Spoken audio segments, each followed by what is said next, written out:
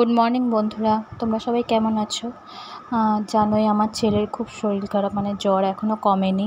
তো আমি সেরকম কিছুই করতে পারছি না, কোনো রকম আজকে রান্নাটা করেছি। তাই তোমাদের একটুখানি যেটুকুনি করেছি তাই দেখানো।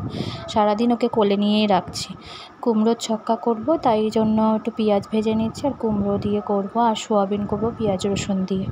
আর সেই রকমভাবে কিছুই করতে পারছি না। এই সময়টা ওর বাবা একটু কোলে নিয়েছে বলে তাই করে নিতে পারছি, সকাল সকালই করে নিচ্ছি।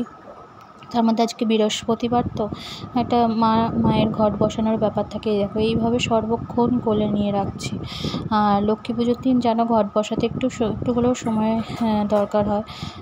তো সেইটুকুনি আমি কোনো রকমই মায়ের ঘরটা বসিয়েছি আর পুজো করেছি। আর সবসময় এরকম কোলে নিয়ে রেখেছি। আর ঘাটটা দেখেছো, কাত করে দিয়েছে। ও কখনো ঘাড় কাত করে না, তো ঘাড় কাত করে দিয়েছে। একটুও ও পাচ্ছে না মানে উঠতে।